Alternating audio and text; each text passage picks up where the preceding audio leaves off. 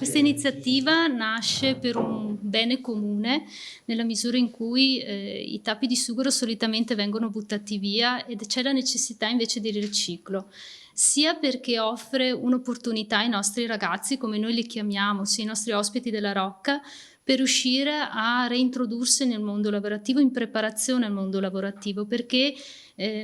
partecipano in maniera attiva alla selezione dei tappi di sughero e quindi nella loro divisione. Dall'altro lato i soldi che noi raccogliamo vengono utilizzati per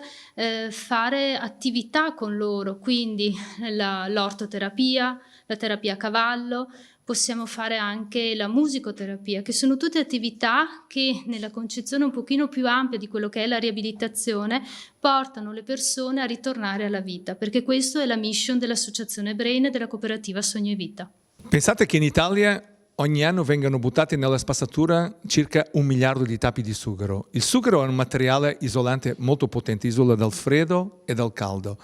Pensate che questi tappi potevano dare origine a un materiale nobile che è quello dell'isolamento. Ma non solo, perché sughero riciclato può anche essere design e questa è stata la sfida che la nostra azienda ha colto per produrre una linea di oggetti di design che adesso rientrerà in cantina, non più ovviamente come tappo usato, ma come oggetto di arredo. E dopo ci vogliamo spingere oltre, vogliamo anche arrivare alla possibilità di creare il parco giochi dei bambini, non più con la gomma riciclata, ma con i tappi di sughero riciclati. Questa sarà la sfida del 2022. Stappa per Brain, cooperativa Sogno e Vita, Amorim Cork Italia, realtà che si mettono assieme, che lavorano in maniera etica, che hanno un occhio al sociale in maniera importante.